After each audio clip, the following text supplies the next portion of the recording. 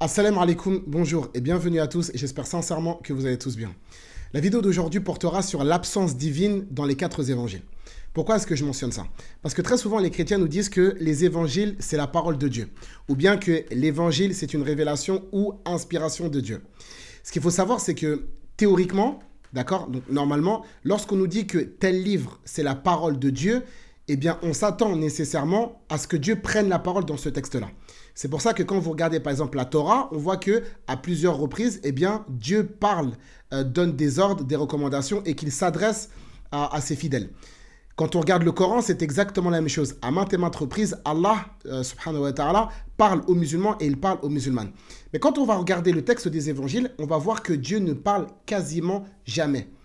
Il y a quelques petites exceptions, notamment dans le livre de Matthieu chapitre 3, verset numéro 17, également de mémoire dans le livre de Matthieu chapitre 17, aussi il y a des passages dans Jean 11, mais si on fait tous les calculs, on va compter sur les doigts d'une seule ou peut-être de la deuxième main le nombre de fois où Dieu prend la parole dans les 4 évangiles. C'est pour ça que j'ai intitulé la vidéo « L'absence divine dans les 4 évangiles », car dans les 4 évangiles, Dieu ne parle quasiment jamais. Tout le monde parle, les pharisiens parlent, Jésus parle, il y a même les sadducéens qui parlent, il y a les apôtres de Jésus, que la paix divine soit sur lui qui parlent, il y a des Israélites qui parlent, mais celui qui parle le moins, c'est Dieu.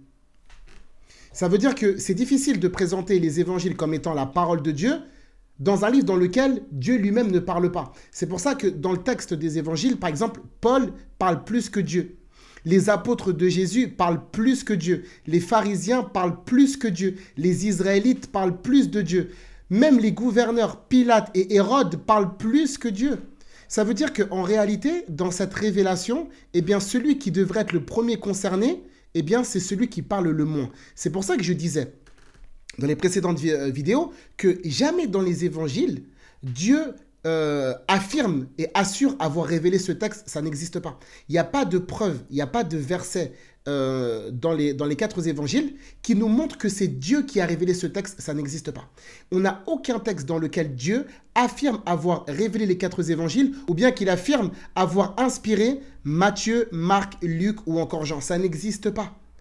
C'est pour ça qu'en réalité, les évangiles, ce n'est pas une révélation divine. Les évangiles, ce n'est pas une révélation.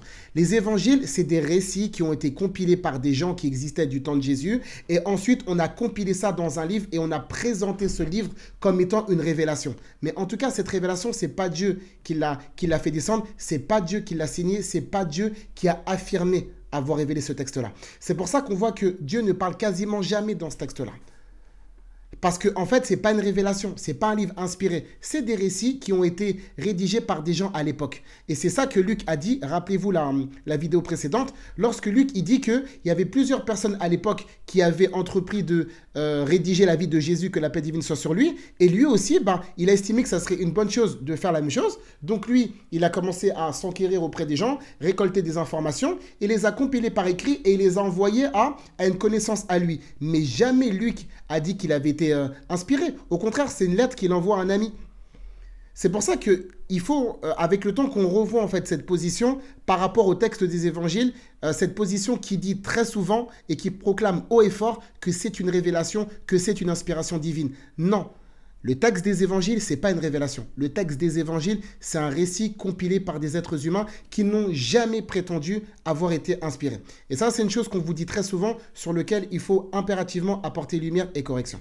J'espère donc que cette vidéo vous aura été utile, profitable et bénéfique. Je vous donne rendez-vous, Inch'Allah, pour le prochain épisode. Barakallahu fikum wa salam alaikum.